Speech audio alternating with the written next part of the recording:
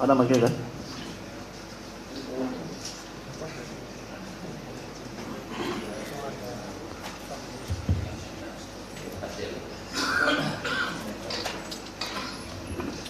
Saudara saksi Bapak Deddy Mulyadi, Sarjana Hukum. Ya, Selamat datang terima kasih. di Pengadilan Negeri Cirebon yang kedua kalinya. Iya Pak. Baik. Kami sangat tertarik dengan kata-kata mutiara Pak Deddy.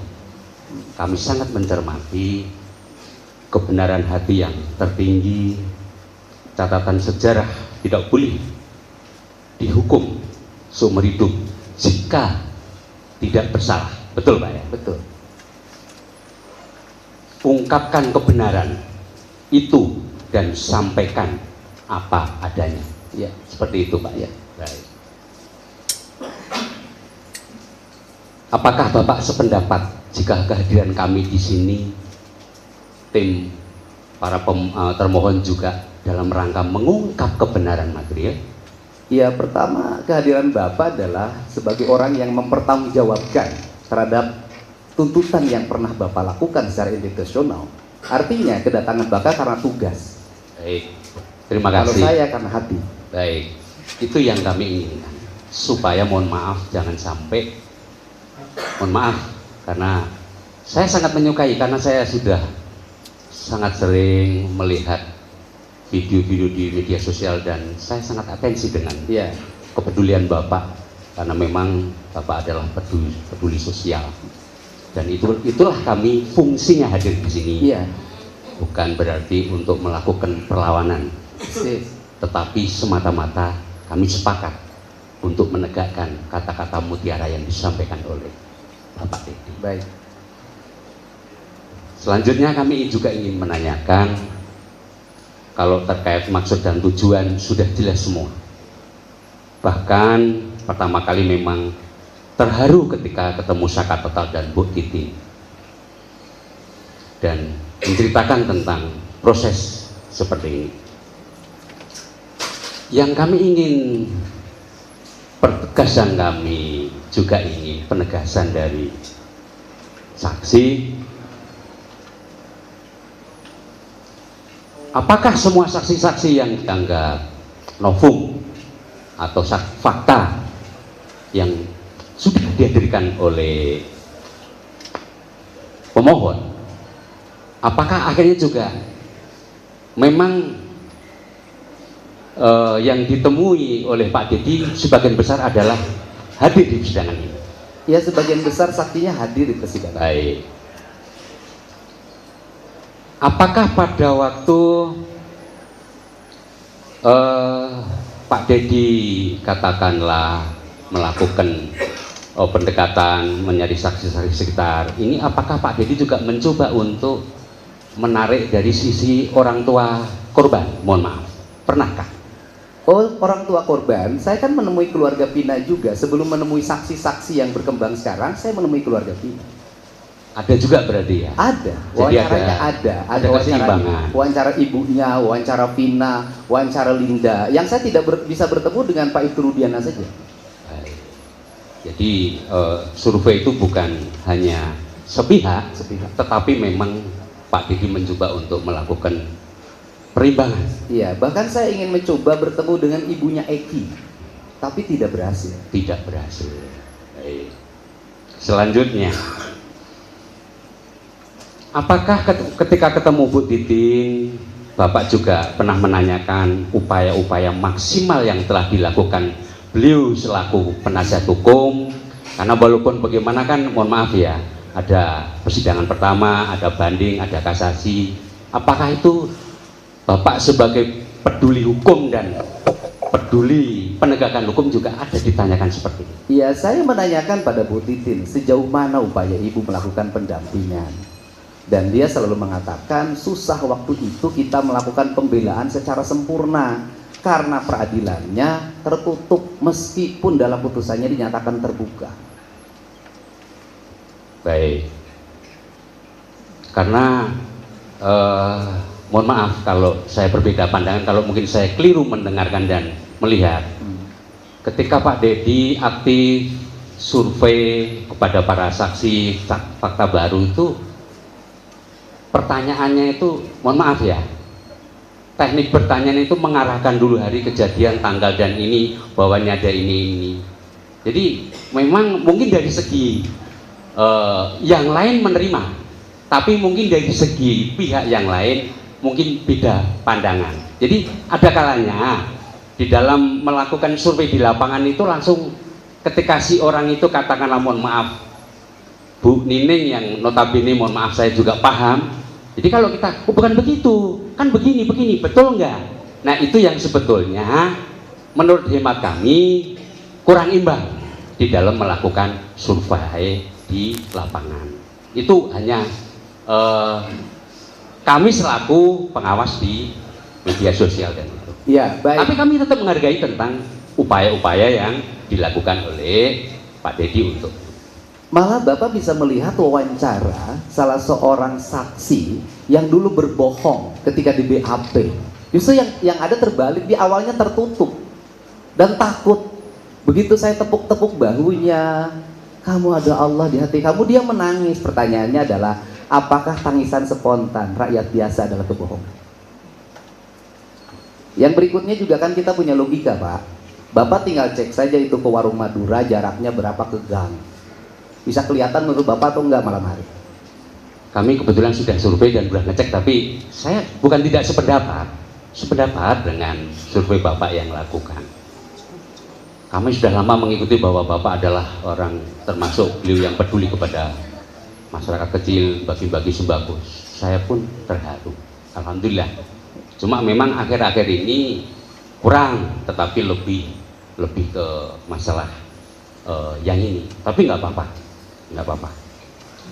Kemudian, iya nggak usah ketawa. Maksud saya kalau kita ini memang seperti itu, beliau kami termasuk yang sangat senang karena memang keliling. Cuma akhir-akhir ini berkurang untuk yang ke masyarakat kecil. Boleh saya jelaskan? Lebih dominan ke, mungkin tidak tersorting Pak, mohon maaf. Enggak, boleh saya jelaskan? Ya, boleh. Ya, karena bagi saya peristiwa kemanusiaan ini lebih mahal dibanding sembako, Pak. Kami sependapat dan kami bukan menolak mengenai hal itu. Tenang ya. aja. Baik. Tolong penonton. Intinya kami sekali lagi ingin menegaskan bahwa terhadap putusan yang telah berkekuatan hukum tetap harus dihormati. Tetapi ketika masih ada upaya hukum, mari kita bongkar kebenaran dan keadilan. Bapak setuju seperti itu? Setuju. Oke. Itu yang ingin kami sampaikan Ya. di forum sidang ini, dan jangan sampai mohon maaf masyarakat keliru menilai prinsipnya keadilan, kebenaran material harus ditegakkan, akan tetapi penegakan hukum berlaku untuk semua orang. Bapak sependapat seperti itu? Sependapat. Terima kasih. Barangkali yang lainnya manusia. Izin yang mulia, kalau saya hanya untuk dicatat ya, karena Pertanyaan dulu Pak, ada pertanyaan enggak pada saksi? enggak. Ini hanya untuk dicatat kembali penegasan sebagaimana tadi pertanyaan dari teman-teman pemohon dan termohon bahwa ini disepakati sifatnya hanya testimoni auditu. Kemudian terkait asumsi saksi sah-sah saja karena itu untuk kepentingannya silakan. Namun sudah terbantahkan dengan fakta hukum ya sesuai dengan perkara akuo, dan itu pembuktiannya sudah berdasar dengan KUHP 184. Itu aja yang kami minta catat. Terima kasih. Cukup. Baik. Ada lagi tambahan? Silakan kalau ada tambahan dari rekan yang lainnya. Cukup untuk mengajukan pertanyaan. Baik, terima kasih atas kesempatan yang telah diberikan kepada kami. Terima kasih atas kehadirannya saksi-saksi Muhammad Anwar, Arta Anora Gajapang, dan Franciscus Haryanto Marbun. Ini semua teman-temannya Eki ya? Ya, benar ya? Benar. Untuk yang pertama saya tanya dulu ke Arta Anora Gajapang. Seberapa dekat saudara dengan Eki? Apakah sudah masuk kategori sahabat atau teman biasa? Teman biasa. Teman biasa ya? Ya. Tadi kan ditanyakan sama teman-teman pemohon PK, tahu nggak ada permasalahan apa dia dengan orang lain atau ada geng lain atau dengan Ucil atau Rivaldi, karena sebelumnya Liga Akbar menyatakan mereka ada masalah di persidangan sebelumnya. Tahu? Gak tahu. Nggak tahu ya. Kemudian waktu kalian bersama-sama tadi makan obat, ya, kemudian minum, kamu kan pergi duluan nih, ya. Kamu lihat waktu itu Eki memang naik motor, bawa motor nggak dia waktu ke lokasi, ke tempat pertemuan kalian? Bawa motor. Bawa motor ya. Dia nyetir. Kamu pernah ngingatin dia nggak, hati-hati di jalan, kamu mabuk atau apa, jangan pergi dulu. Pernah diingatin nggak? Pernah diingetin jangan Apa balap-balap. gimana kamu ngomongnya? Jangan balap-balap. Jangan balap-balap. Iya. Sudah habis itu kamu pergi. Ya, terus Kamu sendiri waktu itu balap-balap juga? Nah, enggak, nah ya, biasa aja ya. bisa aja. Iya, biasa aja. Oke. Kemudian setelah itu, kamu tahu nggak dia kemana sampai flyover? Tahu kamu ngikutin? Enggak, Nggak ikut ya? Nggak ikut. Nggak tahu ya? Nggak tahu. Baik. Selanjutnya ke Anwar. Anwar. ya gimana? Anwar. Tadi kamu menyampaikan kalian minum sampai 4 sloki ya? Ya, kurang lebih Ya, 3 sampai 4 ya. sloki. Kamu lihat waktu itu dia keadaannya gimana? Mabuk atau gimana? Kalau saya lihat pribadi saya sih nggak terlalu mabuk, Pak. Sampai terlalu rumah mabuk. pun kan saya ke kebun kosong kan jalan kaki, Pak. Ya. Nggak naik kendaraan Ah. bermotor. Biasa aja jalan juga. Ya. Tadi kamu juga ada menyatakan bahwa saya berpikir ini Arif Eki ini karena memang dia tadi habis mabuk-mabuan sama saya. Kamu nggak ada ngelarang waktu dia pulang habis mabuk-mabuan itu. Kamu kan temannya. Teman apa sahabat kamu? Saya mengenal almarhum dan almarhumah itu kalau sama almarhum Eki sore itu, kalau sama almarhum malam itu, Pak. Sebelumnya Malam itu. tidak ada interaksi ketemu. Jadi teman-teman. sebagai manusia pun waktu itu kamu ngingatin nggak? Saya mengingatkan, Pak. Apa waktu itu kamu ucap? Nggak usah ngambil uang lagi, Pak. Kalau mengenai beli rokok atau buat beli minum es atau jajan-jajan, ada dari saya, makan pun ada. Ya. Saya sempat menawarkan almarhum ini, udah tidur aja di rumah saya, tapi jangan sampai satu kamar kan saya gitu. Iya. Habis itu kamu ngikutin dia nggak sampai Tidak. ke flyover? Jadi Tidak. kamu nggak tahu ada apa di flyover ya? Tidak tahu. Nggak tahu. Baik. Terima kasih. Selanjutnya Franciscus Herianto Marbun. Silakan. Yuk.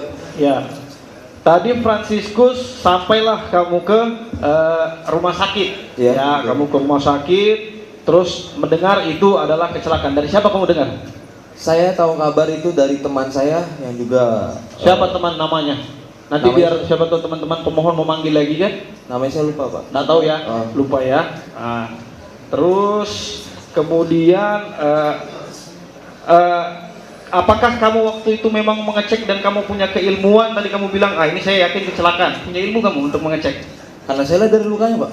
Tapi kamu udah punya ilmu forensik kan? Punya Saya nggak? Enggak. Enggak, pertanyaan saya punya ilmu forensik nggak saksi? Enggak, Pak, tapi Nggak punya ya, nggak punya ya. Ya. Tapi saya punya Itu hanya asumsi. Itu hanya asumsi ya. Kata yang mulia, ada apa? Ada apa? Yang mulia, pertanyaan termohon. Yang mulia, pertanyaan termohon menyudutkan saksi. Itu udah provokatif. Ya, enggak, saya kan cuma bertanya, punya keahlian forensik atau enggak? Kalau enggak ya sudah yang mulia. Ada permasalahan apa? Iya, saya intinya saya tanya itu, tinggal dijawab kan. Cukup. Boleh. Saudara yang provokatif. Tenang. Ini termohon. Apa? Iya Pak, yang mulia. Ini Siap. diajukan sebagai saksi. Baik. Bukan ahli. Iya. Ya. Tanyakan. Terserah dari yang mulia, kalau seandainya tidak diperbolehkan saya akan mengganti pertanyaan. Silakan. Kan seperti itu kan? Silakan. Ya. Ganti pertanyaannya, Pak. Ya, baik. Karena Terima kasih. kita ingatkan sekali lagi, ini diajukan sebagai saksi, bukan ahli. Tanya mengenai saksi mereka aja, Pak. Sama novum dia, Ya. ya. Dia penemu novumnya. Silakan, Pak. Baik, terima kasih. Kemudian saat itu terjadi, ya Franciscus pun tadi menyatakan dia bahwa kalau memang waktu itu si Eki meninggal karena dia orang dibunuh atau dia apa, kamu tidak akan tinggal diam tadi kamu bahas, bukan? Saya Benar dan teman-teman saya nggak ya, boleh diem, Pak. ya. Nah, setelah diketahui ternyata terjadi pembunuhan dan inkrah, kamu ngapain? Ya udah mikir ini pelakunya memang sudah ditangkap gitu loh. Pada saat di tanggal 30 ke atas itu. Ya. Terus begitu aja. Kamu Begitu bilang aja. tidak tinggal diam. Loh, kan sudah ditangkap, Cukup Pak. yang mulia. Terima kasih. Kan sudah ditangkap, Pak. Yang mulia, tolong. Kenapa teriak-teriak ini? Ada apa? Bentar. Hah? Mana? Kalau mau teriak di sini, Pak. Bentar. Baik. Iya. Dulu, Pak. Kalau mau teriak di sini, saya dari kemarin sabar aja yang mulia. Ya. Di sini juga kami sempat diteriak-teriaki, sabar aja kita. Ya, maksudnya tolong yang mulia sebagai Saya ingatkan. penengah di sini, tolong yang mulia. Saya ingatkan. Ya. Kalau memang marah, ayo di mana sini ya kan? Itu aja kita. Ya, jangan memancing lagi Pak. Yang saya jangan provokatif, termohon. Panas minum es, termohon. Bentar. Bapak-bapak di sini, baik tim maupun termohon, itu dipercaya orang-orang berpendidikan.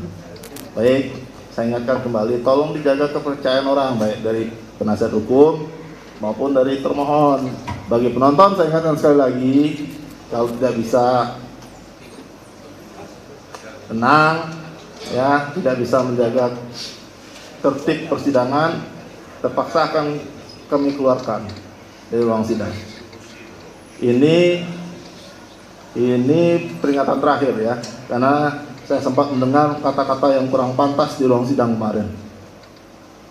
Ini peringatan terakhir ya bagi penonton di ruang sidang untuk menjaga tertibnya persidangan dan menjaga juga hak-hak dari para pemohon dan tim termohon. Yang mulia, kami hanya mengingatkan bahwa ini live ditonton oleh seluruh rakyat Indonesia di seantero Nusantara.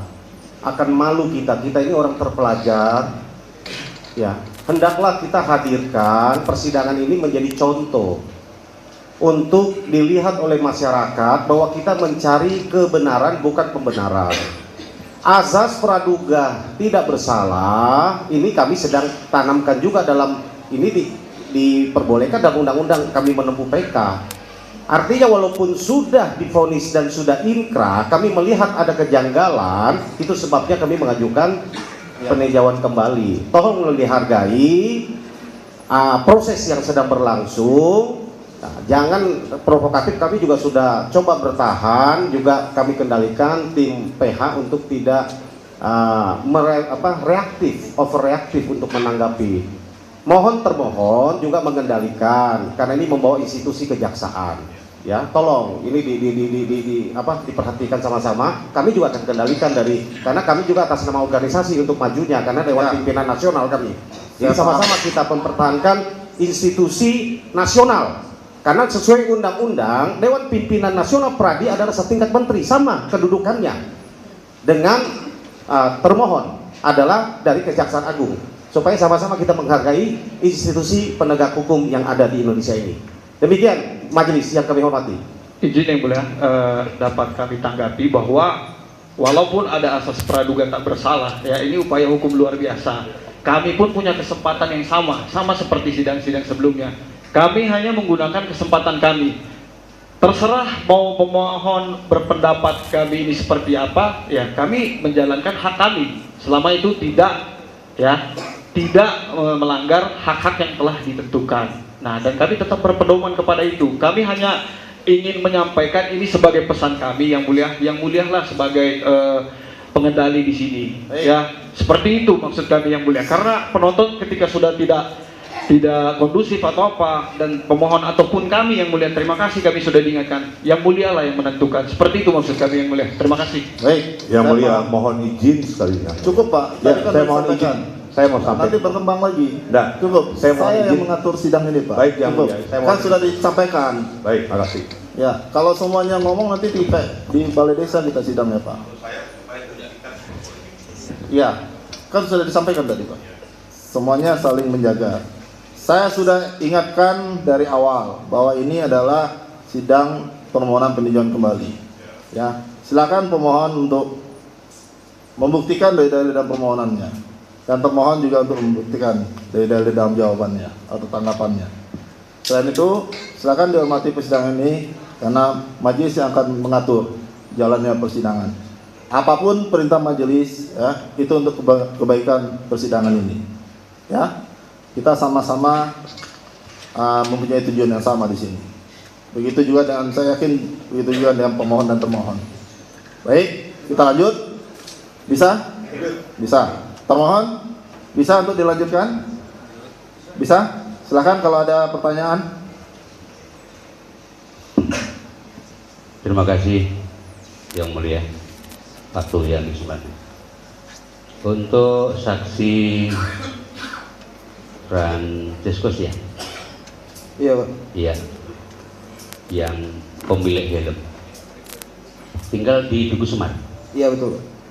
kota masuk kota Cirebon berarti. Iya. Ketika saudara melakukan pengambilan dokumen terhadap helm Iya. dan itu saudara lakukan pada saat saudara berada di situ, apakah saksi juga melakukan dokumentasi lainnya selain hanya helm yang memang itu adalah katanya kepunyaan saudara? Maksudnya barang bukti atau gimana? Kan di situ kan, apakah saudara juga mengambil foto almarhum supaya sebagai bentuk simpati karena memang itu teman akrab saudara, apa saudara cuma fokus hanya helm saja? Awal saya fokus saya Pak. Cuman di dalam itu yang saya ingat memang saya sempat memoto almarhum, tapi yang saya post di Facebook saya itu di 3 hari kemudian yang saya tahlilan itu, di situ pihak keluarga minta untuk foto itu dihapus. Iya. Karena dengan alasan biar almarhum tenang. Ya.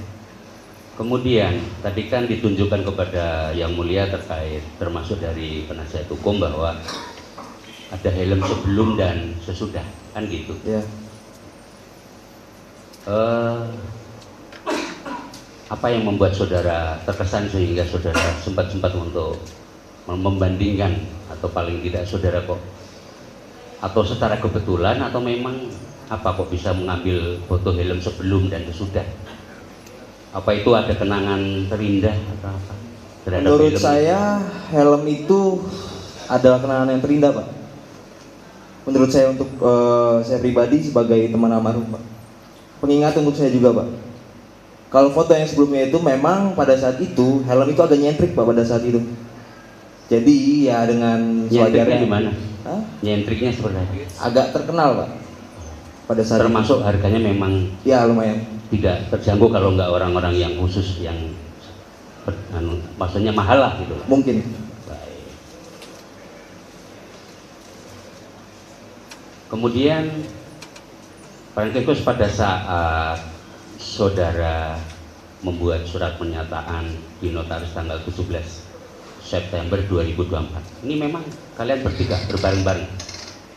Bertiga Iya, bareng-bareng ya. Iya. Bersamaan ya. Dipertemukan di situ bersamaan Pak. Iya, memang untuk Arta maupun Anwar memang itu hari dan tanggalnya sama. Sama. Betul, itu ada di notaris di mana tadi? Dr. Solihin. Oke. Itu hanya kalian bertiga atau ada yang membantu untuk menunjukkan jalan atau memberikan mendampingi? Paling dari pihak Pradi Pak. Oh. Jadi bukan kalian bertiga sendiri tapi memang ada yang mendampingi gitu. Iya. Baik. Ketika menuangkan di dalam surat pernyataan itu memang betul-betul apa yang saudara alami atau ada tambahan-tambahan tetapi saudara yang menuliskan di situ atau seperti apa? Gimana ulangi? Ketika saudara di notaris bertiga kan ada kata-kata pada hari tanggal kan itu sudah dikonsepkan atau seperti apa yang kamu alami? Memang cuman itu yang kepemilikan saya Pak. Helm itu gitu. Oke. Iya. Baik. Ini terhadap Arta maupun Anwar juga sama? Bagaimana proses pengambilan surat pernyataan itu? Apakah sama bertiga aja? Kalau untuk pengambilan itu bertiga Pak. Bertiga ya? Ya. Baik. Bertiga, kemudian ada juga yang mendampingi kan begitu? Ya betul. Dan itu betul-betul di mana tadi? Di tengah notaris Dr. Solihin Pak. Baik. Oke. Kalau mohon maaf karena tadi bilang masalah minuman itu, memang kalian itu sudah sering, maksudnya sudah saksi sudah sering minum bersama ya dengan Eki? Kalau pribadi saya baru sore itu kenal Eki dan malam itu kenal Vina Pak. Baru Oke, sekali. coba. Sama saya juga. Oke, Kalau saya sering Pak. Sering ya? Sering. Oke. Sering seperti sering minum-minum ya? Iya, terlebih lagi malam minggu. Biasanya kalau malam minggu itu lebih Baik. sering. Satu lagi kalau terkait mohon maaf tadi apakah ada termasuk ikut geng motor dan lain sebagainya, apakah saudara ada mengetahui tentang itu? Tentang Mohon maaf yang mulia. posisi Anu Eki apakah dia Tolong ikut? diralat. EKTC sudah berbentuk OKP dari 2013. Oh gitu? Iya. Jadi memang mohon maaf kalian Jadi teman-teman saya di luar bisa nggak terima, Pak. Iya. Kalau disebut masih disebut geng motor. Oh anu bahasanya apa sekarang? Organisasi. Organisasi. Oke, saya ralat. Iya. Karena saya kan kenapa mengucapkan gitu, ada saksi yang mengatakan seperti itu.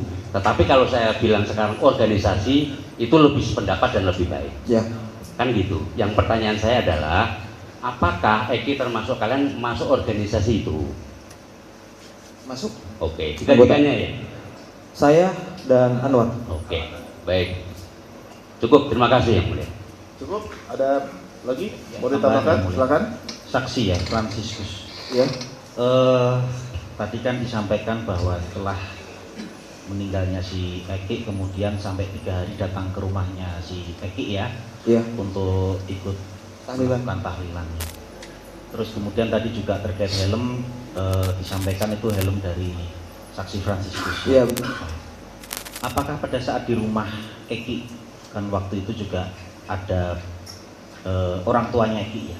Saksi ada menyampaikan terkait kepemilikan helm ini kepada orang tua Eki? Pada saat itu saya nggak sampai hati, Pak, untuk meminta ganti helm itu pada saat itu. Pada saat itu. Pada saat itu. Pada saat.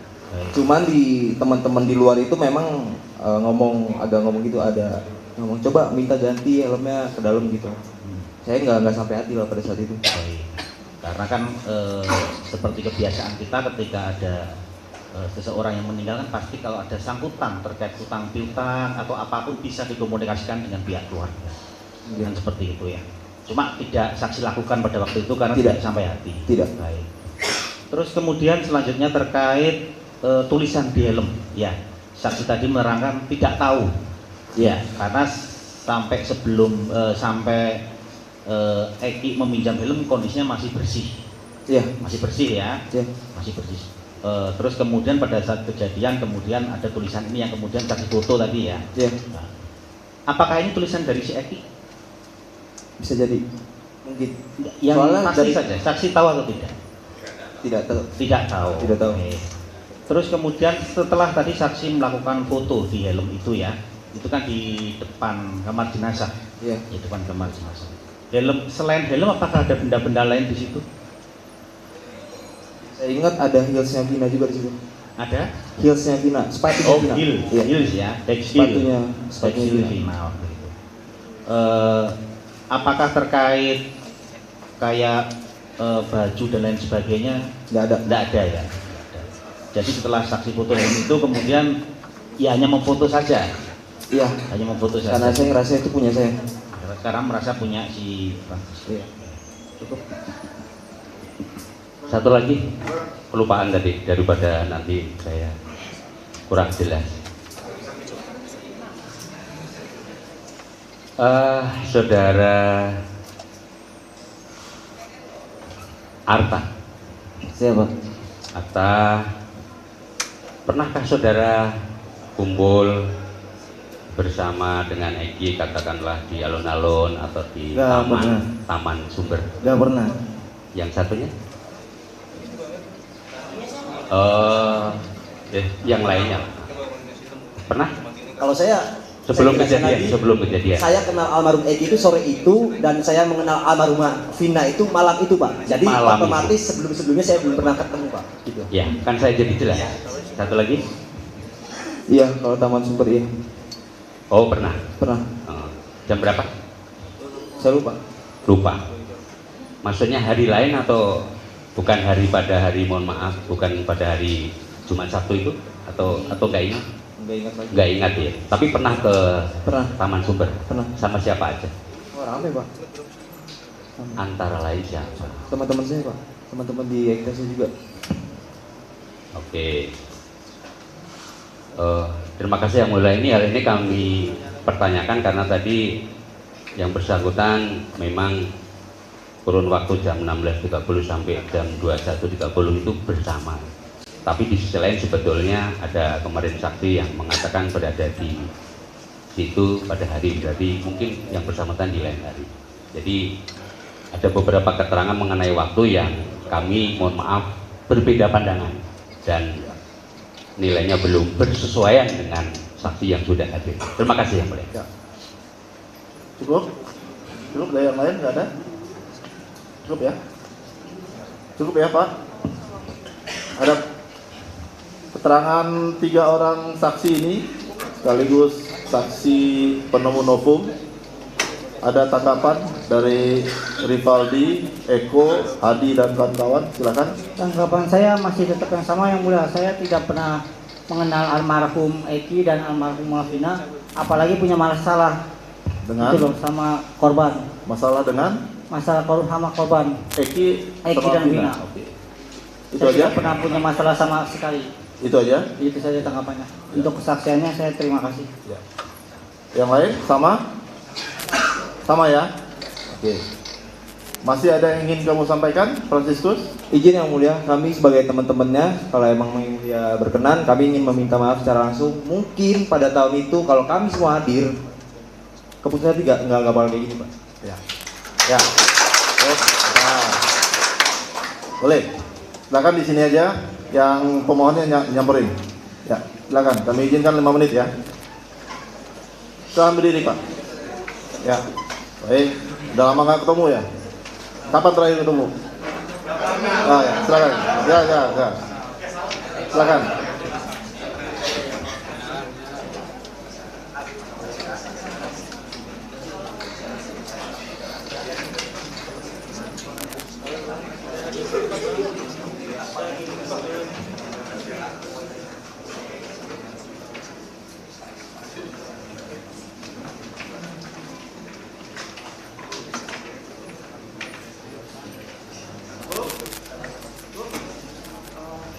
Teman saya Pak, Lucy yang mulia, saya sekalian mau meminta maaf kepada semua orang tua pemohon pribadi dan teman-teman saya. Mungkin saya juga mewakili almarhum Eki dan almarhum Malvina, meminta maaf kalau memang kejadian kita menjadikan saksi pada tahun 2016 mungkin tidak seperti ini Pak yang mulia.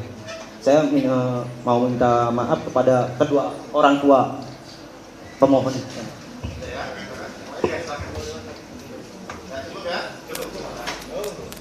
Pemeriksaan perkara keterangan saksi saudara sudah selesai, bisa kembali ke belakang atau pulang bisa. Terima kasih atas keterangannya. Silakan Pak. Ya, terima kasih Pak. Berikan pada pemohon. Silakan pemohon untuk mengajukan pertanyaan. Silakan Pak. Terima kasih yang mulia. Terima kasih ahli telah mendapatkan pembelajaran ahli yang cukup panjang lebar, tapi izinkanlah kami juga ingin minta pendapat. Ketika ahli tadi menjelaskan bahwa ilmu psikologi forensik adalah untuk mengetahui perilaku dan proses mental manusia, utamanya dalam proses hukum, yang kami soroti pertama terkait pelaku.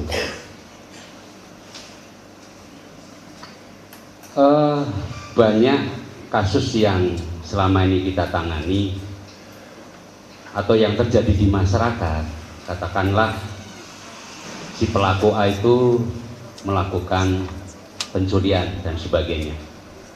Tetapi ketika yang bersangkutan tidak tertangkap tangan, selalu ada sikap perilaku yang menghindar dari hal itu. Padahal dari hal lain sebenarnya dialah pelakunya. Tetapi karena dia mempunyai hak praduga tak bersalah dan hak ingkar, dia tetap berusaha untuk menghindar. Nah, apakah ini mohon nanti termasuk ciri-ciri sikap perilaku yang internal atau pengaruh yang eksternal atau gabungan dua-duanya. Itu yang pertama. Apakah itu karena memang mohon maaf sudah watak dasar atau memang itu bisa hal yang baru? Itu yang kami tanyakan untuk yang pertama. Mohon untuk yang kedua. Kalau boleh majelis satu persatu supaya. Oke, baik. Terima kasih. Jadi yang pertama dulu ya. Saudara termohon tadi bertanya apakah itu memang pembawaan dari yang bersangkutan dan ya disposisi yang dominan ataukah perilaku insidental, berarti faktor situasi yang menentukan yang lebih kuat pengaruhnya. Begini, majelis di dalam psikologi ketika kita bicara tentang kepribadian manusia, sesungguhnya bisa dibilang menjadi dua, yaitu trait dan state. Kalau diterjemahkan ke dalam bahasa Indonesia ya sama saja kepribadian. Tapi apa perbedaannya antara trait dan state? Trait adalah kepribadian yang cenderung ajak. Dari waktu ke waktu ya begitu. Tapi bukan berarti 100% dia tidak pernah berubah tabiat. Bisa saja tempo-tempo secara insidental muncul state. Contoh begini, untuk memudahkan. Ada orang yang disebut sebagai berkepribadian introvert, pendiam, tertutup, membatasi relasi sosial dan sejenisnya. Kita sebut dia selalu saja memilih untuk seorang diri. Berarti sesungguhnya kita bicara tentang trait, kepribadian yang cenderung ajak. Tapi apakah seseorang yang introvert sama sekali tidak pernah bermain di luar kamar? Sesekali tentu dia bermain. Pasti ada tempo-tempo dia bermain. Tetapi tempo-tempo bermain itu merupakan state. Nah, perspektif ini ingin coba saya bawa guna menjawab pertanyaan dari saudara termohon. Ketika seorang pelaku pidana berkelit ke sana kemari, menghindar dan seterusnya, membangun alibi, mengingkari dan seterusnya. Apakah ini bisa, saya ubah kalimatnya, apakah ini bisa kita kategorikan sebagai trait ataukah state? Ya kemungkinan selalu ada. Nah untuk memastikan bisa diperiksa. Tetapi menurut saya yang lebih penting dari itu adalah begini. Proses penegakan hukum yang ada di negara kita ini harus diakui adalah proses yang sesungguhnya tidak murah. Walaupun dikatakan harus sederhana, murah, dan cepat, realitasnya tidak begitu. Ini lambat, ini mahal, dan ini rumit. Menyadari bahwa ternyata kenyataan seperti itu, sekian banyak yuridiksi, tapi di luar Indonesia ya, yang menerapkan sistem Anglo-Saxon. Mereka menerapkan apa yang diistilahkan menjadi sebagai plea bargaining. Guilty plea bargaining. Dengan adanya mekanisme plea bargaining, otoritas peradilan memberikan kesempatan kepada terdakwa untuk menciptakan sebuah situasi yang sederhana, murah, dan cepat, yaitu sesegera mungkin menyampaikan pengakuan bahwa dia sudah melakukan perbuatan pidana.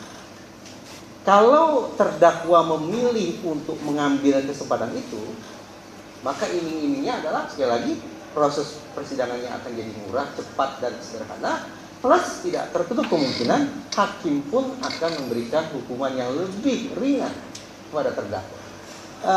Adanya mekanisme yang disebut sebagai guilty plea atau plea bargaining semacam ini sesungguhnya merupakan terobosan untuk mendobrak segala macam bentuk pertahanan psikologis terdakwa yang boleh jadi menjadi salah satu sumber mengapa kemudian proses persidangan itu sekali lagi tidak murah, tidak sederhana, dan tidak cepat. Jadi apapun itu, apakah ini trait atau state, tetapi memahami bahwa tindak tanduk terdakwa bisa jadi merupakan kendala yang membuat proses penegakan hukum menjadi murah, sederhana, dan cepat, maka dilakukan terobosan semacam ini. Memberikan kesempatan secara formal kepada terdakwa untuk mengambil kesempatan plea bargaining atau guilty plea. Mudah-mudahan, saya tidak tahu apakah ini sungguh-sungguh menjawab pertanyaan saudara termohon, tapi mudah-mudahan menjadi perspektif yang bermanfaat tentang bagaimana kaitan psikologi memberikan kontribusi bagi munculnya mekanisme penegakan hukum yang baik. Selanjutnya Ali, perilaku eksternal itu bisa dari luar. Kami membayangkan, katakanlah ada seorang pelaku yang memang sebelum melakukan tindakan itu bergabung atau mungkin berkaitan dengan, mohon maaf, suka minum atau mungkin obat-obatan, jika itu berlebih berdampak. Dapatkah si perilaku itu jika dalam kondisi menggunakan dua hal tadi? Karena yang kami tahu orang yang minum minuman keras emosinya mudah tersulut. Ketika dia sedang berkumpul lebih dari katakanlah 5 orang sepakat bareng-bareng, kemudian ada masyarakat yang lewat atau mungkin menegur atau seperti apa, mungkinkah orang itu emosinya terpancing dan melakukan tindakan yang tidak seharusnya dari segi psikologi forensik? Baik. Ini tentang perilaku. Majelis, beberapa tahun silam atau beberapa bulan silam ada satu kasus penyalahgunaan narkoba oleh public figure. Kemudian dengan segala hormat, majelis hakim pada persidangan itu memutus bersalah, terdakwa bersalah, dan tidak memberikan kesempatan untuk rehabilitasi. Penjelasannya adalah karena majelis beranggapan bahwa terdakwa belum mencapai pada tingkat kecanduan, sehingga tidak perlu direhabilitasi, hukum saja. Kalau dia sudah mencandu baru direhabilitasi. Itu logika majelis hakim dalam persidangan tersebut. Tentu saya menghormati logika itu, menghormati putusan itu. Tapi sebagai bentuk penghormatan pula, saya berbagi perspektif tentang izin majelis. Menurut saya ada cara pandang yang tidak begitu akurat tentang bagaimana nafza termasuk miras mempengaruhi pemunculan perilaku jahat manusia. Putusan tadi itu yang tidak memberikan rehabilitasi kepada terdakwa karena dianggap belum mencandu, saya tafsirkan bahwa hakim menganggap masalah nafza, miras, dan sejenisnya hanya sebagai dua sisi. Candu, tidak candu. Dua sisi, hitam atau putih. Padahal realitasnya tingkat seseorang memakai nafza ataupun miras tidak hitam atau putih, tapi gradasi. Contoh, ada peminum yang tergolong sebagai peminum rekreasional. Dia minum, tetapi untuk tujuan rekreasional. Jadi ketika teman-teman arisan misalnya minum, dia ikut minum. Tapi selesai arisan dia tidak minum lagi. Ini tergolong sebagai peminum rekreasional. Oh ya, majelis, saudara termohon, saya ingin menunjukkan kepada saudara termohon bahwa boleh jadi ada cara pandang yang perlu kita koreksi terkait dengan konstruksi pertanyaan saudara termohon itu tadi. Ini bukan masalah hitam atau putih, tapi berjenjang, gradasi. Saya mulai, saya lanjutkan. Ada peminum yang tergolong rekreasional, tadi sudah saya katakan gitu ya. Ada peminum yang sudah termasuk kategori problematik, dia sudah lebih sering, tapi belum mencapai level adiksi, mencandu, belum. Nah, ini menunjukkan kepada kita sekali lagi bahwa pemahaman kita tentang miras, tentang narkoba sesungguhnya tidak hitam putih, tapi merupakan gradasi. Dengan demikian, kembali ke pertanyaan saudara termohon, adakah kemungkinan bahwa seseorang yang minum dan seterusnya sepatutnya yang paling jitu adalah dengan dijawab lewat mengetahui kadar alkohol dalam darah yang bersangkutan. Itu jawabannya. Sehingga kita tahu persis apakah kadar alkohol di dalam darah itu sudah mencapai level berbahayakah atau tidak. Sebagai misal, saya angkanya lupa karena ini urusan kedokteran, tapi saya berikan ilustrasi dari sudut pandang perilaku ya. Hingga derajat tertentu orang masuk dalam kondisi mabuk, lewat dari derajat tertentu dia akan pingsan. Kenapa dia pingsan? Itu mekanisme otomatis manusia untuk menghentikan dirinya agar tidak lewat lagi. Karena begitu dia naik lagi derajatnya, dia akan mati. Nah, ini lagi-lagi menunjukkan kepada kita ini masalah gradasi, bukan masalah hitam putih. Oh, apakah orang yang minum minuman keras akan membacok? Maka jawabannya kita pahami mudah-mudahan sekarang tergantung pada kadar alkohol di dalam darah yang bersangkutan.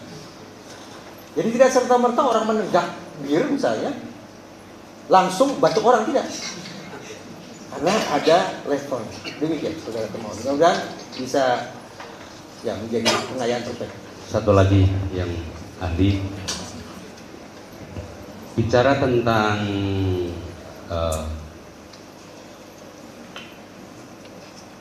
tadi masalah, kami kembali ke sasarannya di samping pelaku, korban, saya tertarik ke penegak hukum. Ketika, mohon maaf, perkara ini sebenarnya memang sudah memperoleh kekuatan hukum tetap, dan kami sepakat bahwa ini perlu diuji kembali. Namun tekanan-tekanan framing-framing di luar dengan berbagai gaya cara menyajikan, bahkan mohon maaf yang mengaku ahli tapi tidak berimbang, berpihak, padahal dalam suatu kasus pembunuhan, mohon maaf, itu pasti ada pelaku dan pasti ada korban. Tapi terkadang framing di media lebih dominan bahwa itu adalah A, B, D tidak bersalah dan seterusnya, bahkan menggiring opini bahwa itu bukan perkara A tapi adalah perkara B. Pertanyaan kami, sejauh mana perilaku atau mempengaruhi sikap tindak aparat penegak hukum? Karena kami tetap dalam proses sidang mendasari alat bukti yang cukup. Kira-kira itu. Pertanyaan saudara termohon majelis kembali mengingatkan saya pada salah satu materi yang saya sampaikan di Diklat Mahkamah Agung. Apakah perlu saya tanggapi atau tidak? Karena boleh jadi perspektif yang saya berikan berikut ini juga boleh jadi akan ditafsirkan sebagai pihak sebagai hal yang kurang menyenangkan bagi lembaga judisial. Apakah perlu saya tanggapi? Saya punya perspektif keilmuan untuk menjawab pertanyaan itu, tetapi harus saya katakan perspektif ini boleh jadi akan ya katakanlah cukup sensitif karena menjelaskan tentang tingkah laku dan proses berpikir personel penegakan hukum termasuk hakim yang barangkali di luar perspektif normatif. Baik, majelis izinkan saya akan jawab. Paling tidak, ketika kita bicara tentang proses berpikir dan kerja personil penegakan hukum, mobil khusus hakim, itu ada 5 model. Paling tidak ada 5 model. Model yang paling sering diklaim diistilahkan sebagai legal model. Sebagai misal, tadi saudara termohon tanpa secara sungguh-sungguh sebetulnya sedang mempraktekkan legal model. Ketika beliau mengatakan kami bekerja berdasarkan fakta persidangan, begitu kan ya? Tadi saudara mengatakan itu kurang lebih. Itu adalah klaim legal model. Kami bekerja mengacu pada peraturan perundang-undangan. Kami bekerja berdasarkan pembuktian di ruang sidang. Itu bahasa-bahasa legal model. Saya menghormati itu majelis, tapi dengan segala hormat psikologi forensik lagi-lagi tidak teryakinkan oleh klaim semuanya. Jadi kalau saya membahasakannya begini, ketika saya menyampaikan materi di sekolah-sekolah kedinasan, saya ingin bersendagura dengan mengatakan, boleh jadi psikologi forensik ini di mata para sarjana hukum akan terdengar sebagai sebuah disiplin yang usil, tengil, dan jahil. Tetapi sesungguhnya tidak itu tujuannya. Tujuan kami adalah, ayo coba lepas toganya, coba simpan palunya, coba tanggalkan identitas pengenalnya, coba turun sini sama-sama dengan saya akan tanda petik telanjangi kalian bahwa sesungguhnya proses berpikir kalian adalah seperti berikut ini. Itu yang ingin disampaikan oleh psikologi forensik. Nah, saya lanjut ya. Satu model yaitu legal model, silakanlah. Semua sarjana hukum mengklaim itu. Semua personil sistem peradilan pidana kita mengklaim itu. Tapi psikologi forensik tidak yakin. Kalau tidak yakin, lantas apa penjelasan yang membuat psikologi forensik yakin? Mari kita cek 4 model lainnya. Tetapi waktunya panjang untuk menjelaskan semua. Untuk merespon saudara termohon, saya akan gunakan 2 model saja. Pertama yang disediakan sebagai public opinion model. Apa itu? Saya yakin saudara termohon baca media sosial. Saya yakin saudara advokat nonton siniar atau podcast.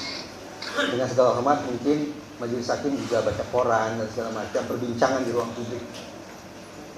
Pertanyaannya, sanggupkah personil penegakan hukum bekerja melawan arus opini publik? Contoh majelis, barangkali saya mohon maaf kalau contoh saya berikut ini menjadi terkesan terlalu vulgar.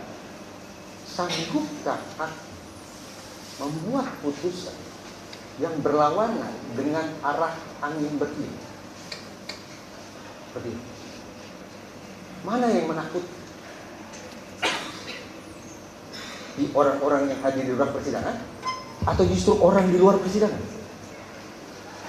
Kalau kita jadikan public opinion model sebagai acuan berpikir, maka kita punya alasan bahwa opini publik akan sangat mungkin mewarnai, untuk tidak mengatakan merecoki, proses berpikir personil penegakan hukum. Namun harus dipahami, ketika saya menggunakan istilah public opinion, public di situ jangan hanya diartikan sebagai warganet, citizen dan netizen, tidak. Atasan, kolega itu juga bisa dianggap sebagai public. Artinya pimpinan kita di kantor, kolega kita di samping juga bisa memunculkan tekanan kepada kita yang mendistorsi proses penegakan hukum. Bisa diikuti ya, saudara. Itu satu, public opinion model. Mari kita kaitkan public opinion model ini dengan model berikutnya, yaitu strategic model. Apa itu strategic model?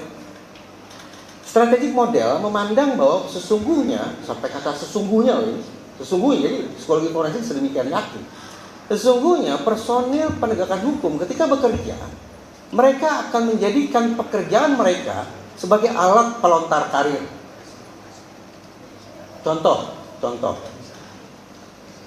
Dalam seleksi Hakim Agung misalnya majelis, ada satu tahap di mana peserta seleksi diminta untuk menyerahkan putusan mereka, putusan yang dianggap tebal. Intinya portofolio. Kalau praktek semacam ini kita soroti dari sudut pandang strategi model, maka kita bisa membayangkan bahwa sejak dini setiap personil penegakan hukum akan memasukkan egosentrisme mereka dalam proses penegakan hukum itu sendiri. Jadi sinisnya, benarkah Bapak dan Ibu jaksa bekerja semata-mata demi perkara itu? Tidak. Strategik model yakin ketika Bapak Ibu berpikir, mengetik dan segala macam, Bapak Ibu juga membayangkan apa dampak berkas tuntutan saya ini terhadap karir saya ke depan. Itu strategik model. Jadi personil penegakan hukum menjadikan pekerjaan mereka sebagai strategi, sebagai siasat untuk melontarkan karir mereka. Apakah itu dibolehkan? Saya yakin tidak dibolehkan. Bekerja yang untuk berkas itu. Bekerja untuk siapa? Untuk pencari keadilan, titik. Normatif, legal model, strategi model membantah itu. Silakan diklaim bahwa kami bekerja semata-mata demi pencari keadilan. Silakan. Berkas yang saya kerjakan. Kembali ke contoh saja. Demikian pula, ketika seorang peserta seleksi Hakim Agung menyodorkan contoh putusannya, maka sejak dini bisa saja korps hakim terkondisi untuk berpikir sama, egosentrisme.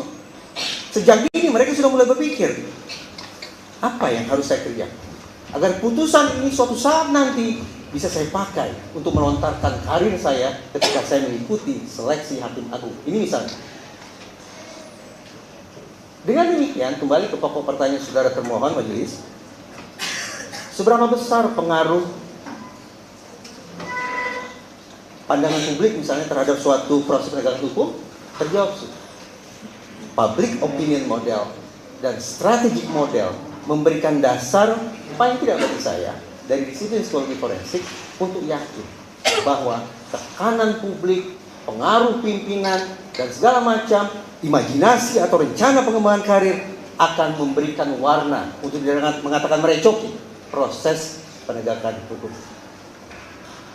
Ini menunjukkan betapa sesungguhnya pekerjaan Bapak Ibu ini sangat mulia tapi sekaligus sangat berat. Pengaruh itu, intervensi itu, katakanlah demikian, tidak hanya datang dari publik, tidak hanya datang dari pimpinan, tidak hanya dari kolega, tekanan korps, juga korsa dan segala macam, tapi juga dari imajinasi Bapak Ibu sendiri terkait pengembangan karir macam apa yang ingin Bapak Ibu titi ke depan. Mudah-mudahan saya tahu. Strategic model dan public opinion model. Turut, masih ada pertanyaan? Silakan Pak. Masih ada yang boleh. Terima kasih atas kesempatan yang diberikan kepada kami. Selamat datang Bapak Reza yang kedua kali ya Pak di sini. Siap. Saya akan melanjutkan tadi saya menyimak berkaitan dengan yang pertama ini kaitannya dengan efek senjata. Ya. Apakah ini berlaku hanya untuk senjata api atau keseluruhan senjata? Karena apabila kita membawa senjata misalnya pedang atau pisau atau parang atau samurai, apakah efek senjata ini juga bisa muncul seperti yang dijelaskan tadi ketika inisial P menembak ke atas? Terima kasih. Studi yang menghasilkan teori efek senjata menggunakan senjata api. Apakah kemudian kita bisa berpikir analog ke senjata selain senjata api? Saya belum pernah menemukan hasil studi tentang itu. Jadi belum pernah yang mulia. Hasil studi yang menggunakan selain senjata api saya belum pernah temukan. Baik. Kemudian yang saya mau tanyakan, dalam psikologi forensik, tentunya ahli juga memahami lebih kurangnya perkembangan hukum di Indonesia ini. Nah, apakah ahli, menurut pendapat ahli, mengapa dalam sisi penegak hukum hal semacam SCI itu jarang dikedepankan? Nah, karena scientific crime investigation termasuk mungkin psikologi forensik di sana.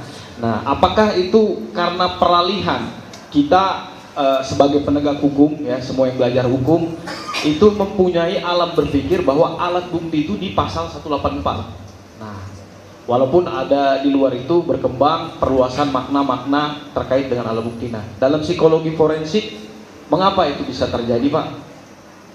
Majelis, tidak hanya di Indonesia majelis, kesulitan untuk memahami bukti-bukti saintifik, hasil-hasil kerja forensik, bahkan hingga hari tetap menjadi persoalan di negara seperti Amerika Serikat.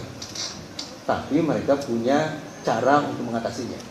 Jadi berangkat dari pemahaman seperti ini majelis, saya bisa dikoreksi sekiranya keliru. Dengan segala hormat, selama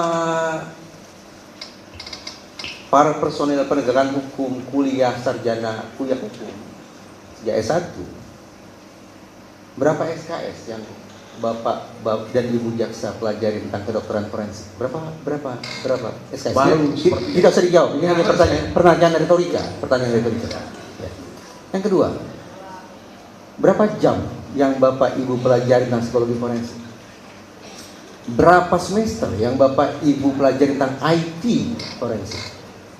Saya yakin, mungkin saya keliru, tapi saya yakin hazanah forensik itu sangat sedikit dipelajari di Fakultas Hukum kita. Namun betapa berat seketika di ruang sidang kita yang tanda petik awam terhadap forensik, awam terhadap pembuktian secara saintifik, sekonyong-konyong dipaksa tanda petik untuk menyelami persoalan dari sudut pandang saintifik. Betapa berat. Tapi sekali lagi, persoalan ini tidak hanya dialami oleh personil penegakan hukum di Indonesia, tapi juga sampai sekarang kita di Amerika Serikat demikian pula. Kenapa persidangan O.J. Simpson berlangsung sedemikian alot? Kalau saudara termohon mungkin pernah mendengar kasus itu jadi salah satu contoh majelis tentang betapa rumitnya menghadirkan pembuktian saintifik di ruang sidang. Dalam pengertian bagaimana membuat personil penegakan hukum bisa memahami ihwal terkait kimia, toksikologi, kedokteran, psikologi dan seterusnya. Luar biasa rumit. Tambah lagi majelis. Saya bisa keliru ya, jadi saya bisa dikoreksi, mohon maaf majelis. Ada persidangan, semisal persidangan kopi sianida. Mungkin Bapak Ibu termohon pernah dengar. Saya masih ingat pemeriksaan terhadap ahli kimia, psikologi, kedokteran dilakukan nyaris tengah malam buta. Ketika kondisi psikologis manusia letih luar biasa, dihidangkan pada sekian banyak data, angka, logika, teori, metode yang seumur-umur belum pernah didengar oleh para sarjana hukum. Betapa rumitnya mencerna itu. Tapi apa boleh buat? Kalau kita mau konsekuen bahwa proses penegakan hukum, proses persidangan ini harus berdasarkan pada pembuktian, bukan mengandalkan pada keterangan, maka kita harus konsekuen. Suka tidak suka, kita harus paham data-data, bukti-bukti forensik, bukti-bukti saintifik itu. Nah, di negara semisal Amerika, ketika, dengan segala hormat majelis, ketika hakim merasa kepayahan untuk memahami informasi apa ini, bisa saya lihat, bisa saya baca, tapi tidak bisa saya cerna, hakim bisa minta agar dia diganti. Itu terobosan di Amerika Serikat. Dia ganti. Atau terobosan lain, tapi ini masih eksperimen ya. Di Anglo-Saxon kan mereka memakai juri kan. Ada sekian puluh atau sekian belas juri. Notabene juri itu kan awam. Tiba-tiba mereka pula yang harus membuat keputusan tentang nasib terdakwa, dan kepada mereka disodorkan bukti-bukti saintifik, data-data forensik yang tak apa artinya bagi mereka. Kalau mereka tidak sanggup, mereka bisa. Nah, ini contoh terobosan-terobosan. Jadi, saudara termohon, saya membayangkan bahwa ada sekian banyak kasus yang boleh jadi tidak begitu meyakinkan dari sisi pembuktian saintifik. Kenapa? Apa boleh? Karena pada dasarnya sarjana hukum kita, ini maaf ya, saya mengomentari sarjana hukum, karena boleh jadi para sarjana hukum kita memang tidak terkondisi sejak awal, apalagi terus menerus untuk memperkaya khazanah berpikir mereka tentang apa itu bukti saintifik, apa itu bukti forensik. Tinggal lagi bagaimana solusinya yang harus dicari. Kalau kita mau konsekuen, kalau kita mau konsekuen, barangkali dia begini. Kalau memang data-data ini tidak bisa kita paham, sehingga sampailah kita pada sebuah simpulan bahwa saya tidak bisa menentukan, saya tidak teryakinkan, ya sudah, lepas. Pahit, tapi itu konsekuensi yang tidak terhindarkan, namun luhur ketika otoritas penegakan hukum tidak sungguh-sungguh mampu menghadirkan, apalagi memahami bukti-bukti forensik, bukti-bukti saintifik yang dihadirkan di ruang penegakan hukum. Terima kasih, penjelasannya luar biasa, ahli. Kemudian saya juga akan beralih dari keterangan yang pendapat yang saudara sampaikan berkaitan dengan saya beberapa kali membaca secara psikologi, peran psikologi, ya, bahwa ditemukan, apakah di psikologi forensik juga ada, mohon penjelasannya, bahwa pada akhirnya, pada faktanya, di dalam sebuah persidangan, pada akhirnya juga dimungkinkan kejahatan melawan balik. Dalam sisi karena secara psikologi dia sudah mendapatkan dukungan, entah dukungannya itu berupa semua daya, mulai dari dukungan orang-orang, dukungan publik dan lain-lain. Akhirnya dia memberikan perlawanan balik yang padahal secara kalau saudara ahli tadi bilang adalah secara legalnya, secara pembuktian kami membuktikan bahwa itu benar-benar salah. Nah, apakah dalam psikologi forensik pelaku memiliki kecenderungan untuk akhirnya melakukan perlawanan balik atau crime against fight back. Apakah pelaku punya kecenderungan untuk melawan balik? Siap. Dalam dunia psikologi forensik, mungkin saya tidak begitu memahami pertanyaan saudara termohon ya, tapi saya bayangkan begini. Ketika seorang pelaku pidana itu diamankan, kemudian dibawa ke ranah hukum, dihadirkan di kursi pesakitan sebagai terdakwa, ya niscaya dia melakukan perlawanan. Keberadaan mereka apa kalau bukan sebagai serdadu perlawanan terdakwa? Gitu kan? baik. Kemudian yang mau saya tanyakan, karena dalam proses menuju PK ini, dalam suatu kasus dimungkinkan misalnya seseorang yang dihukum seumur hidup ataupun mati, seorang pelaku ketika dihukum itu dia akan melakukan apapun untuk membuat dirinya bisa keluar. Nah, salah satunya misalnya membuat gerasi. Apakah hal tersebut dalam psikologi forensik ada dipelajari atau seperti apa? Majelis, saya hanya akan merespon pertanyaan saudara termohon dengan kembali tentang perdebatan disposisi dan situasi itu tadi. Baik. Tentu pihak terdakwa bisa kita pandang sebagai orang yang terus-menerus berusaha meyakinkan dunia, berusaha meyakinkan pengadilan negeri, berusaha meyakinkan pengadilan tinggi, berusaha meyakinkan Mahkamah Agung, berusaha meyakinkan Presiden, gerasi, bahwa percayalah, peristiwa pidana ini terjadi karena faktor selain diri saya, situasi, lingkungan, orang lain, dan seterusnya. Bukan karena saya, bukan karena faktor disposisi. Saya pikir by default, serta-merta, posisi terdakwa akan seperti itu. Baik, terima kasih. Kemudian yang terakhir, pertanyaan saya untuk ahli, melihat kondisi mungkin di Indonesia atau di luar negeri, Indonesia khususnya saat ini, menurut ahli, apakah dalam psikologi forensik pembuktian yang kita pakai ini adalah pembuktian sosial atau pembuktian eksak atau pembuktian yang seperti apa? Kebenarannya itu. Majelis, ini saya harus cerita model lebih panjang lagi. Modelnya panjang sekali.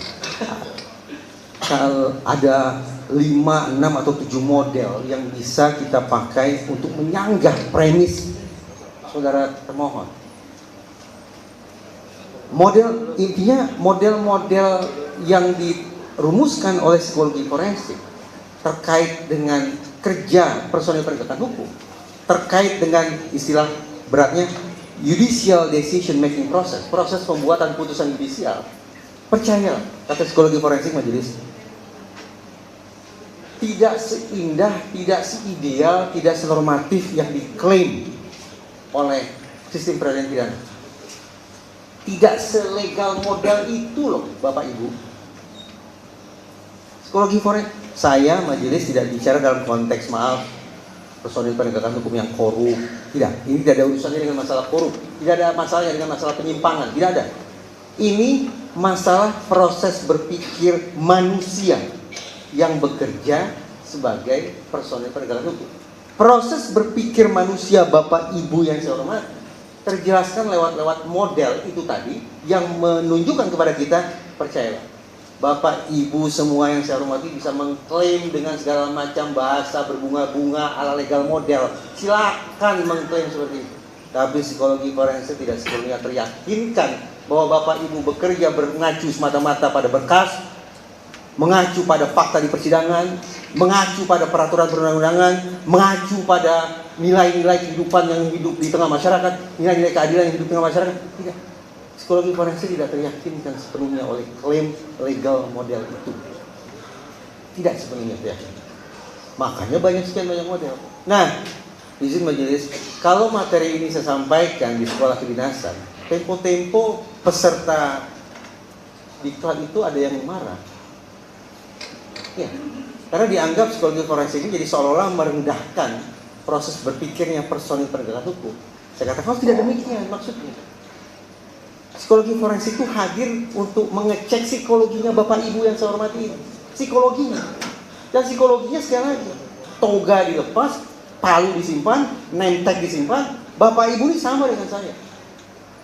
Demikian. Mudah-mudahan bisa ditangkap.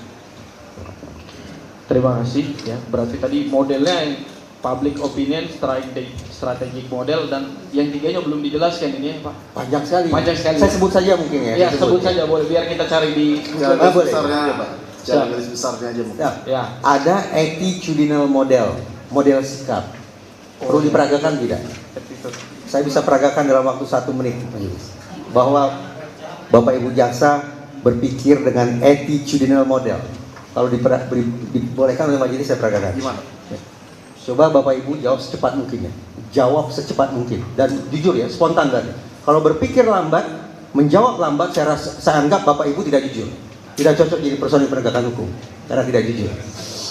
Berarti harus jujur. Ciri kejujuran menjawab secepat mungkin. Jawab secepat mungkin, spontan ya. Siap? Menjawab siap pun tidak menjawab. Siap Bu? Siap?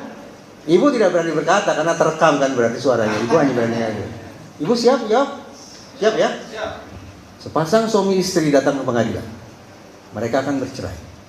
Kuasa asuh anak jatuh ke ibu. Ya, ini contoh attitudinal model majelis. Betapa mereka tidak ngecek berkas. Mereka tidak menanyai para pihak. Mereka tidak buka peraturan perundang-undangan. By default, cara berpikir mereka adalah mengadopsi nilai keyakinan gagasan yang sudah terwariskan dari tempo dulu, bahwa seolah bicara kuasa asuh yang paling mampu adalah ibu. Padahal kalau sungguh-sungguh mereka baca peraturan, yaitu Undang-Undang Perlindungan Anak, mereka akan temukan di situ bahwa ayah ibu dihubungkan dengan kata dan.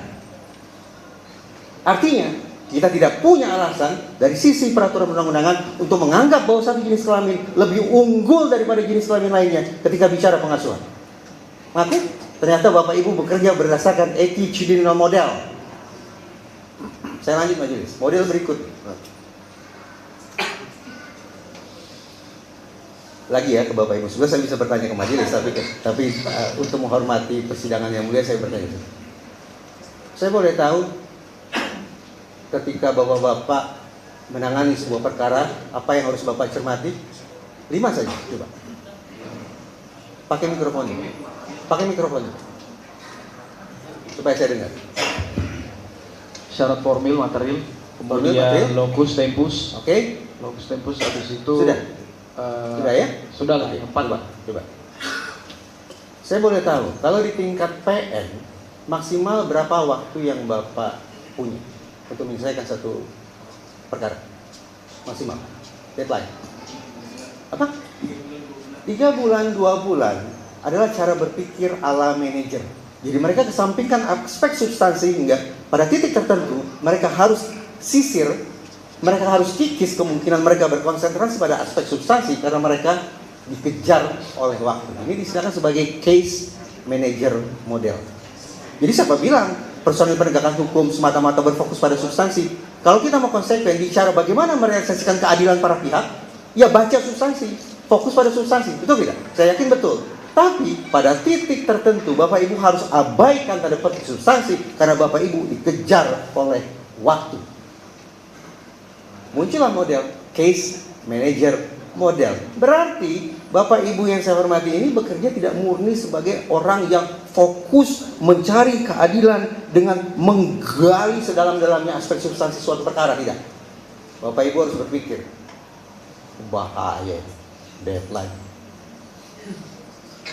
marah pimpinan, segala macam. Itu contoh case manager model. Ada banyak lagi, tapi izin majelis saya pikir segitu dulu lah ya. Untuk sepertinya saudara termohon hanya ingin tahu saja ini. Paling tidak sudah ada beberapa model yang coba masih ada saya pertanyaan nggak Pak? Terima kasih. Kalau masih ada pertanyaan, kita break sholat asar dulu karena kami belum sholat asar. Cukup ya mulia. Ya. Kalau memang ada pertanyaan lagi, kita habiskan di sini. Kita nanti menyiapkan. Ya, sebentar Pak. Sebelum selesai bicara ya Pak. Kita menyiapkan berita acara novumnya biar bisa ditandatangani sama saksi novum itu. Kita break sholat asar dulu 15 menit, baru kita lanjut ke pemeriksaan saksi berikutnya. Saksi apa ahli? Ahli. Ada pertanyaan dari termohon? Silakan Pak.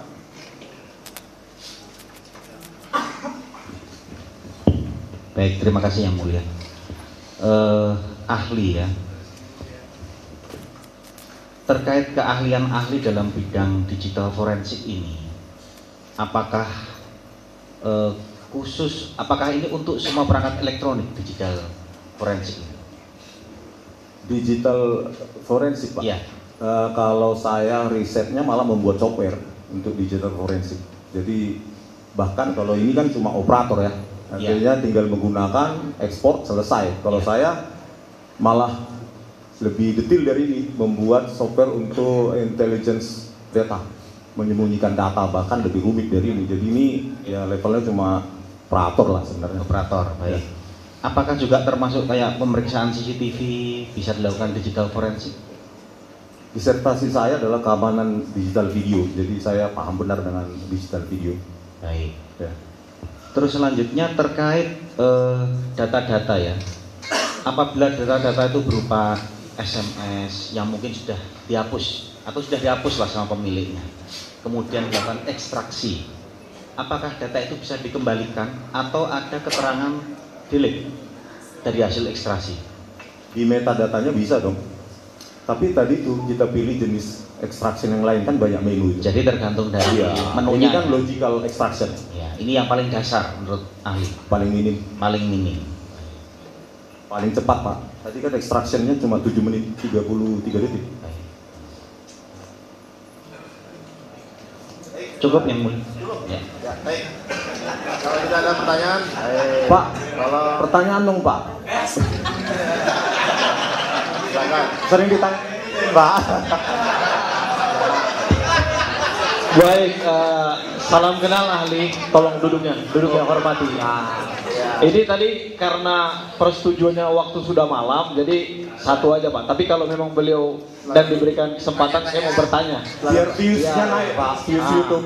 Saya tidak ada itu Pak, tidak ada. Harus saya kasih tahu. Nah, jadi saya di sini benar-benar awam Pak tentang digital forensik ya. Karena yang selama ini yang baru saya ketahui itu kaitannya dengan kedokteran forensik dan lain-lain. Nah, mungkin bisa dijelaskan di mana sih dimensi teman-teman digital forensik untuk saya yang awam ini? Maksudnya dia memeriksa dalam lingkup yang seperti apa? Tadi Bapak sudah menjelaskan sedikit terkait dengan digital video dan lain-lain. Masuk ruang lingkupnya untuk digital forensik ini dalam pembuktian peradilan ataupun yang lainnya itu seperti apa? Mohon pencerahannya karena saya memang tidak tahu dan saya fakir ilmu.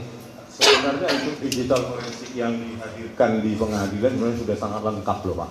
Celebrity Fact itu sudah sangat lengkap, buatan Israel dipakai hampir di semua negara.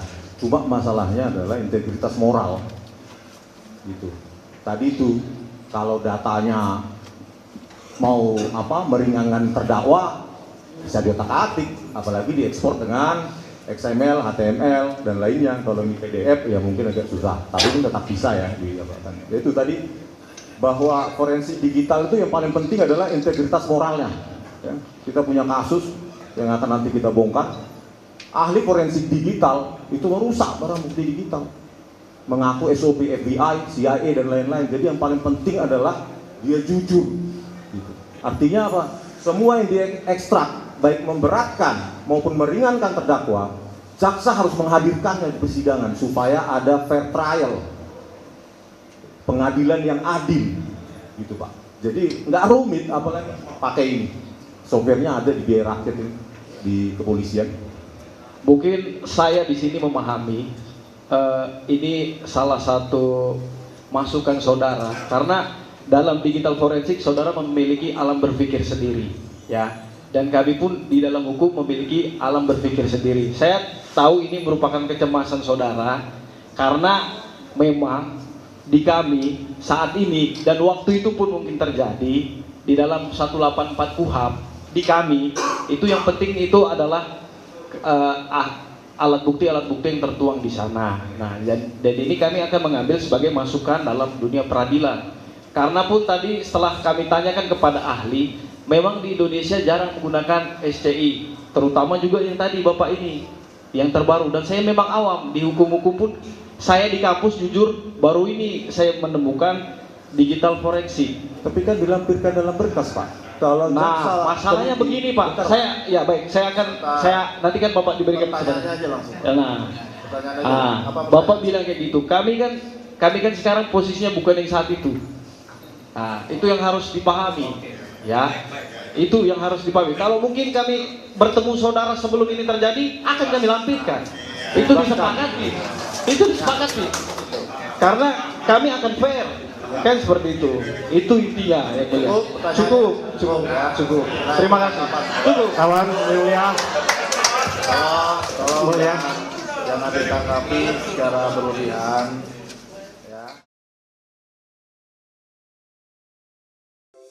Di antara banyak sumber informasi, kami layak dipercaya. Karena kami menggali lebih dalam, berpihak pada kebenaran, berpegang pada data dan fakta, agar layak Anda jadikan referensi. Kompas TV, independen, terpercaya.